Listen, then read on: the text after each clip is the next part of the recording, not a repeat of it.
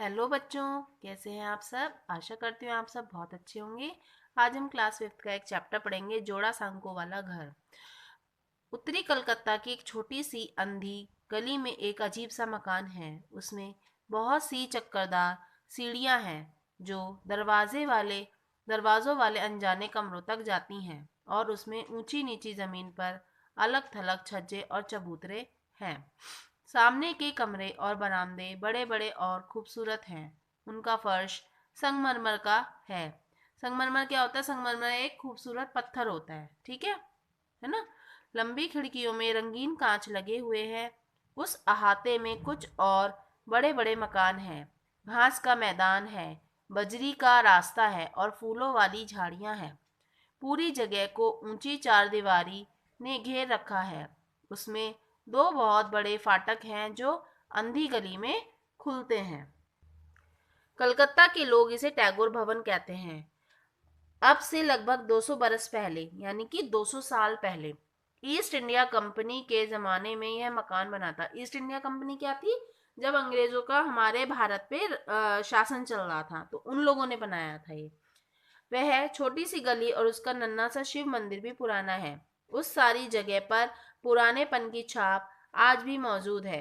संकरी गली जहाँ बड़ी सड़क से जा मिलती थी, उसके कोने पर एक छोटा अहाता दिखाई पड़ता था। उसमें पीतल के बने चिड़ियों के अड्डों की एक कतार थी, और हर अड्डे पर भड़कीले रंगों वाला एक एक काकातुआ था। उनकी कड़वी तीखी चीख चिल्लाहट की आवाज चारों ओर गूंजती रहती थी। अड़ोस पड़ोस की सारी जगह कुछ अजीब और गैर मामूली ढंग की थी। टैगोर परिवार तभी से इसमें रहता था। बीच बीच में वे लोग इसमें बढ़ोतरी भी करते जाते थे। आज से 100 बरस पहले बरसाती मौसम के तीसरे पहर एक खूबसूरत लड़का खिड़की से झुककर बेचैनी के साथ पानी से भरी गली की ओर देख रहा था। उसने मामूली सूती कपड़े और सस्ते स्लीपरों की जोड़ी पहन रखी थी। उसके केश कुछ ज्यादा ही लंबे थे। वह ऐसा लग रहा था जैसे कितने ही दिनों से उसकी हजामत ना हुई हो। हजामत क्या होती है? शेव, है ना। कुछ लोगों का कहना था कि लड़की जैसा दिखता था। एक बार उसके स्कूल के एक साथी ने यह अफवाह फैला दी कि वह सचमुच एक लड़की ही है जो लड़कों जैसे कपड़े पहनती है। इस बात को साबित करने के लिए उसके साथियों ने उसे चाय पीने के लिए बुलाया। उन लोगों ने उसे एक ऊंचे बेंच पर से कूदने को मजबूर किया, क्योंकि उनका ख्याल था कि लड़कियां नीचे उतरते समय पहले बायां पैर उठाती हैं। वह कूद तो गया, लेकिन बहुत दिनों बाद तक उसे उस चाय पार्टी के बारे में कोई संदेह नहीं हुआ। लड़के का नाम रविंद्रनाथ या संक्षेप में रवि था। यानी कि ये आपकी कहानी जो है वो रविंद्रनाथ टैगोर के बारे में है, ठीक है। बरसाती मौसम के एक तीसरे पहर 8 साल का रवि अपने मास्टर के आने की राह देख रहा था। वह मन ही मन चाह रहा था कि पानी भरी सड़कों के कारण मास्टर जी न आ पाए, लेकिन अफसोस, वक्त की पूरी पाबंदी के साथ उसकी तमाम उम्मीदों को मिट्टी में मिलाता हुआ सड़क के मोड़ पर पैबंद लगा हुआ एक काला छाता दिख पड़ा। अब अपनी किताबें लेकर नीचे के एक मध्यम रोशनी वाले कमरे में जा बैठने के सिवा और कोई उपाय न था। उसकी आंखें नींद से बोझिल हो रही थी, यानी कि नींद बहुत आ रही थी उनको।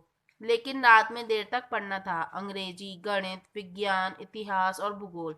यहाँ तक कि आदमी के शरीर की हड्डियों की जानकारी पाने के लिए उसे एक नरकंकाल को भी हाथ लगाना पड़ता था।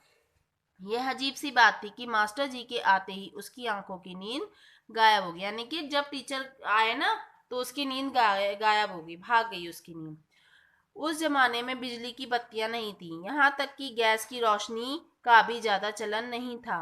पानी के नल का भी कोई पता नहीं था। नीचे के एक अंधेरे कमरे में, जहाँ सूरज की रोशनी नहीं पहुंचती थी, मिट्टी के घड़ों में भरकर साल भर के लिए पीने का पानी इकट्ठा किया जाता था। नन्हा रवि जब कभी उस कमरे में झांकता, उसका बदन सिहर उठता था। लेकिन घर वालों को नदी का भरपूर पानी मिल जाता था, क्योंकि सीधे गंगा से नहर खोदकर पिछवाड़े के बगीचे और अहाते में लाई गई थी। जब बाढ़ का पानी चढ़ जाता तो रवि बड़े अचरज और बड़ी खुशी से कल कल छल छल करती नदी के पानी को देखा करता था, जो सूरज की किरणों से रोशनी लेकर चमक चमक उठता था। कभी कभी छोटी मछलियां धारा के साथ बह आती थीं और उस छोटे से तालाब में फिसल जाती थी जिसमें चाचा ने सुनहरी मछलियां पाल रखी थी। छोटी मछलियों के साथ रवि का दिल भी उछल पड़ता था। सचमुच वह अचरज भरा मकान यह था, लोगों की भीड़ से भरा हुआ। पिता माता, चाचा चाचियां, भाई बहनें, चचेरे भाई भाभियां, दोस्त, दोस्तों के दोस्त, कलाकार, गाने बजाने वाले, लेखक, सभी थे वहां। अब यह घर शांति निकेतन का एक हिस्सा है। रवि जब बड़ा हुआ तो उसने अपनी जिंदगी का ज्यादातर हिस्सा शांति निकेतन में बिताया।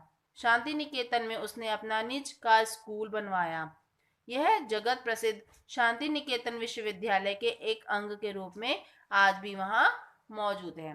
तो ये स्टोरी थी रविंद्रनाथ टैगोर के ऊपर कि उनका घर कैसा था, उनका रहन सहन कैसा था, वो कैसे रहते थे और वो क्या क्या करते थे। तो इस कहानी में ये बताया गया है। आई होप आपको पसंद आई होगी। इसको आप रीड करना and stay home, stay safe. Okay, bye.